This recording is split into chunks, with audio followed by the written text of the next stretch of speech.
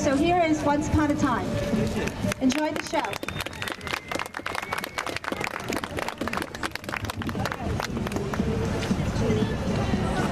La mamá de la abuela de Zoe. Viene con mi vecina, Annie.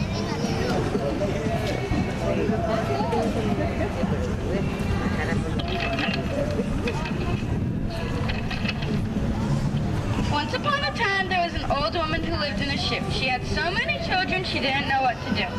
She had fat children and lean children and frumpy children and clean children and sort of in-between children and big children and small children and short children and tall children and nothing to do at all children. And since it is often upsetting to have even one child in a family or two, no wonder the poor old woman didn't know what to do. They get underfoot. Wherever I stand, they never stay put. They get out of hand. They occupy all the available inches. Oh dear, when you live in a shoe, how it pinches. I must think of something before it's too late. The day is approaching. The king will not wait. I wish I could gather my thoughts in a cup, like berries or cherries. The time's almost up. But unfortunately, before the old woman could gather a single thought, her children began asking many more questions than they ought, or else they came up with an adventure to tell her too. So no wonder the poor old woman didn't know what to do. Mama, when I asked the little red hen for a kernel of corn, she gave me a pet. Mama, what is the difference in size between a bird and a beast? 2 feet. First I was in the jam, then I was in a pickle, then I was in the stew, now I'm in the soup. Mama, who has 4 eyes cannot see? Mississippi.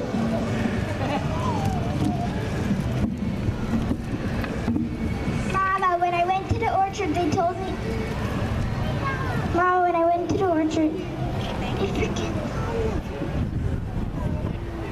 to sleep on an apricot, but I'd much rather lie on a rose bed.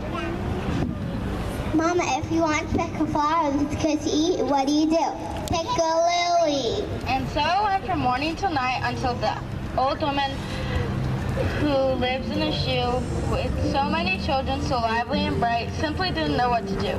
And all the time it was becoming very important for the old woman to determine how she was going to entertain the king in his robe trimmed with ermine. For you see, everyone had to take turns entertaining the king for one whole day, and the old woman's turn was only a few, 3 to be exact, days away. But how could she think with so many children cramped into a shoe? No wonder she couldn't decide what to do. 3 more days, 3 more days.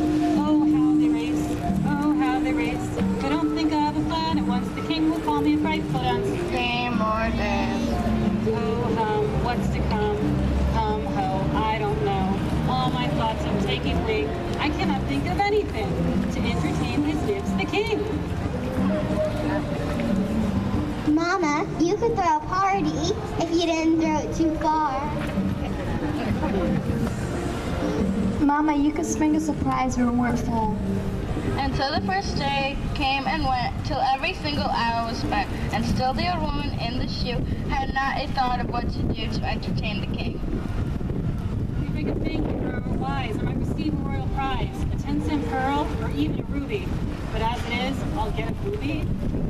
Now a booby, as you know, is a dumb and witless bird from tropical islands, and everyone is getting a booby is the object of lifted eyebrows and smiles, especially since people receiving one from the king are ordered to tie it right out in the front yard where everybody passing by can spy it. So is it any wonder the poor old woman who lived in a shoe wanted her children to be quiet so she could figure out what to do? Oh, what's to come? I don't know. There she sat, leaning her head on her hand and using her arm for a bracket, not knowing what she could do in the midst of the muddle and racket.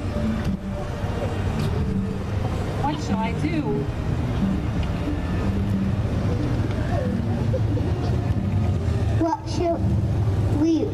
What can we do?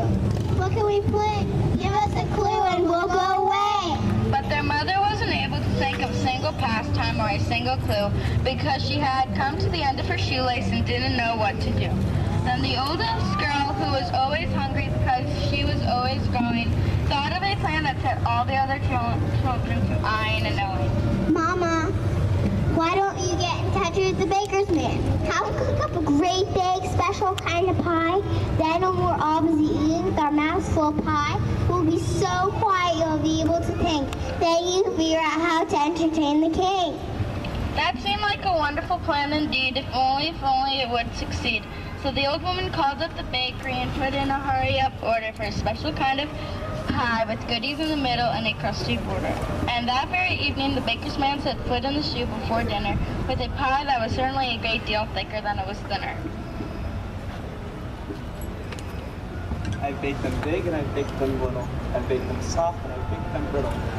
I baked them for many a man and miss, but never have I baked such a pie as this. Can you put in your thumb and pull out a plum? My, but it was a wonderful pie, big and bold and deep and high. Every son and every daughter felt his mouth began to water. Oh, the filling, oh, the bladder. One thing was only the matter. The pie was unfortunately so very special and so very nice, so unusually full of raisins and coconut and spice, that the children, instead of keeping quiet, kept repeating yummy, yummy, yummy all the time they were eating. And so the poor old woman saw all her hopes take wing because she hadn't time to think about the king. What shall I do? And thus the second day slipped past. The time was going very fast. The poor old woman wiped her eyes. She lost all hope of any prize, a trinket or a red glass ruby, but still she didn't want it. And then the youngest girl, who liked to look out the window and dream, thought of at least, so it seemed to the old woman, a wonderful scheme. Mama, if only you knew somebody who can make magic instead of a pie, then maybe you'd be able to figure out what to do. Magic, my dumpling, that's just what I need. I'll hire the Wizard of Oz, yes indeed. But unfortunately, before the old woman could call up the employment agency in the city, she learned that the Wizard of Oz was booked for a good long time. What a pity. And then she asked if the agency could supply some other magicians. The man at the other end said they had only one person for the position. The best they can do after dinner is hire a magician that's just a beginner. Well, send him on over. I'm in such effects. Perhaps a beginner can pull enough tricks. So a wizard who was just learning to be a magician whizzed into the shoe with his wand and the stiff black hat and a great big how do you do?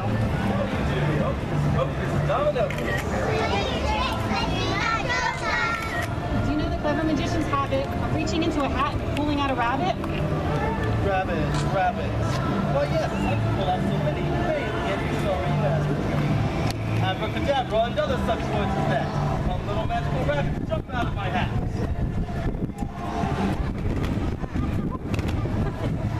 New folks coming, all hi. Hi, Uncle Edward. New folks coming. Hi, Peter Skunk. New folks coming, all hi.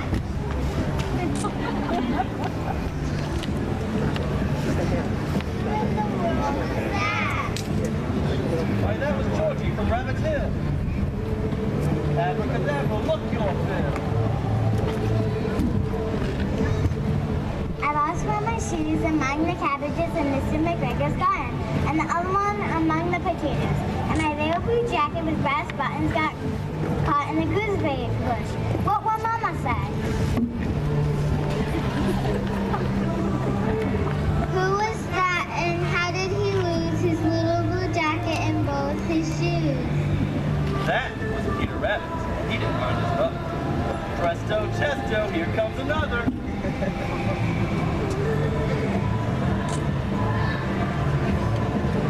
Imagine that slow and tortoise thinking you beat me. I can run like the wind. I can run like the wind. I can beat them all to pieces in a race.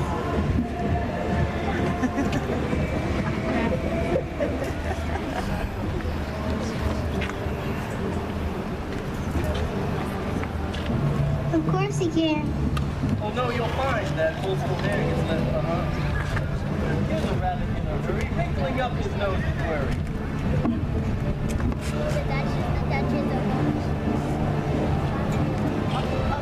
The Duchess, won't you be savage if I keep her waiting? Oh, my friend.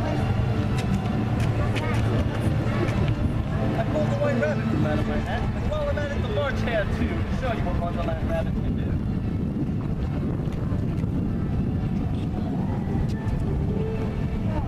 Change the subject. I'm getting tired of it.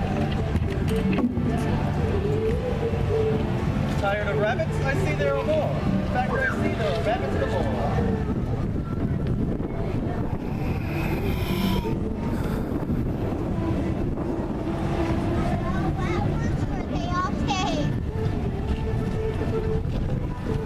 How do you happen to know each one's name? Can you instead pull a dog or a cat or maybe an elephant out of your hat? Goodness, the question. Be patient. My cat is even magic. As I am not yet a full-grown magician, the things I pull out must fulfill one condition. I cannot pull someone by hook or by crook unless they are written about in a book. Well, you can imagine how the old woman and her children gasped at that information because they hardly ever got around to read books, not even in vacation. So they knew very little about books and all the magic that hovers on black and white sheets under yellow and red and green covers. That is the reason their eyebrows went up and their chins went under, and they stared and stared with their mouths wide open in wonder. And it was in that moment of quiet when the air was as still as a feather that the woman was able to gather a few of her thoughts together. Wait, I think I have a plan. May I speak to you, my ma'am? Then the old woman whispered something into the magician's right hand ear, something to the effect that if he could make all those magical rabbits appear, why couldn't he pull some magical people out of his hat as well? Some who would entertain the children by the stories they had to tell. Then there would be quiet and there would be peace in the shoe. And then the old woman could think what to do. All these folks are in a book, and magic works on them. But look, there are so many that I can use. It would be hard to pick and choose. I guess I could just close my eyes and go. Eeny, meeny, miny, mo. Twinkle, twinkle, little hat. Who's a girl to wonder at? Hello, my name is Alice, so please, Your Majesty, this little pig says eat. Well, I'll eat it. And if it makes you grow larger, I can use the key to open the door. And if it makes you grow smaller, I can creep under the door. So either way, I'll get into the garden. Will that me come along? Sure, come on. Dear, dear, how queer everything is today. And yesterday, things went on just as you...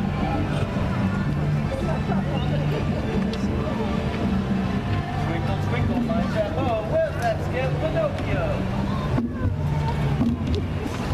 I may be made of wood, but I hope I'm not a blockhead. Jacket of wallpaper, shoes of wood, hat of burcombs. That's me, Pinocchio. I know I am a very unusual fellow, but who would like to sit in the front row with me of the marionette show? You'll be surprised at what will happen. Me coming out with 5 gold pieces as a reward of valor.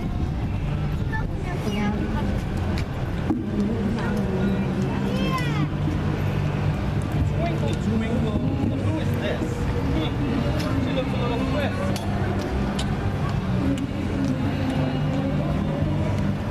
Oh dear, I must stay away from grandfather so long. I must go back to the fir trees and the goats where the sun paints the mountains with the most beautiful colors before he goes to bed so they won't forget him before morning. Who are you? I'm Heidi. Would you like to go to the mountains with me?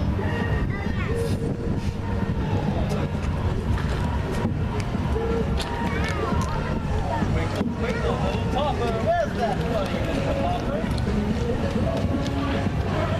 We'd like to take a look at my penguins. Hoppers are foreign penguins. It seems a long time since I got those holes in the refrigerator, so Captain Cook, that was my first penguin for dinner. Now you want to see them. You just have to see them. Come along then.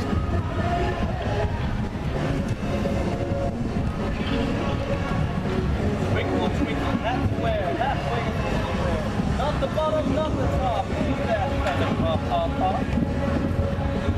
Christopher Robin goes hippity hop.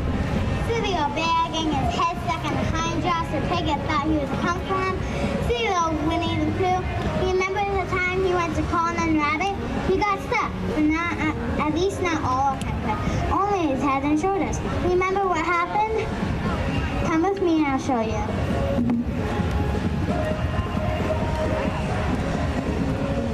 Twinkle, twinkle, little bonnet, with the wizard's magic bonnet, bring us from the windy sky, Mary Poppins on the fly.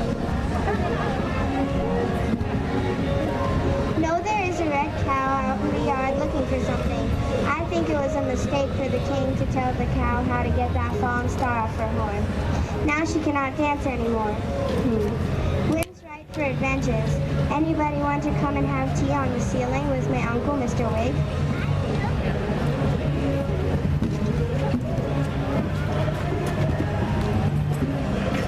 Who would like to speed a Grey Goose shaft from a longbow?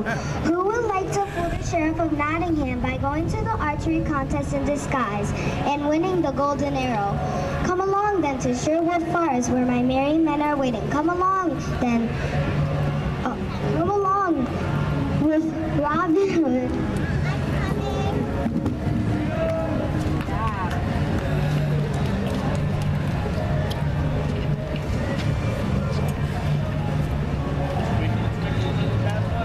One more magic visitor. My stepsisters used to make me sleep in the ashes on the hearth. That is why they called me Cinderella. Then one night, everybody went to the ball and left me home alone. Oh, how I wanted to go to the ball, but all I had was an ugly old dress and heavy shoes. Then something happened, and I went to the ball in a gown of golden-colored cloth. What happened? Come with me, and I'll tell you what happened.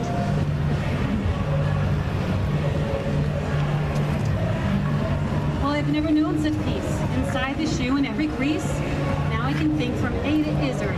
Thank you, Wizard. You're a wizard. I only hope it's not too late to keep that booby from my gate. And so the old woman collected her thoughts in a hurry. For now that the shoe had stopped pinching, she lost every worry. And before she could say tra-la-la like the birdies in the spring, she thought of a way to entertain the king, the king, the king. With the life that the king is leading, there can't be much time for reading, with all of his days filled to the brim with teas and parties to honor him. So how can he meet in his royal palace Georgie and Winnie Pooh and Alice and Mary Poppins and folks like that? You couldn't, madame. I pressed my hat. So I've decided when my turn comes, king shan't sit and twiddle his thumbs. For my children and I will bring our book friends to visit the king. And with all their magical gifts and powers, we'll entertain the court for hours. That's a wonderful thing to do. Madame, I take off my hat. And so the old woman began to dance and to sing toodaloo toodaloo because she was no longer a woman who didn't know what to do.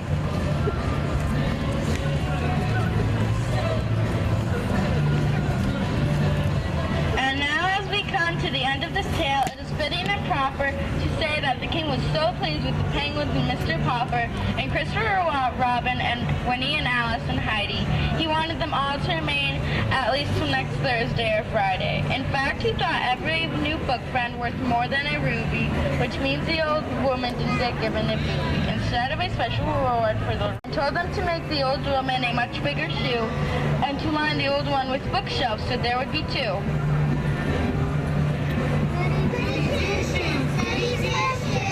And so, with more room underfoot without hanging from ceiling or rafter, and with shelves full of magical books and with hearts full of laughter, the old woman lived with her children happily ever after.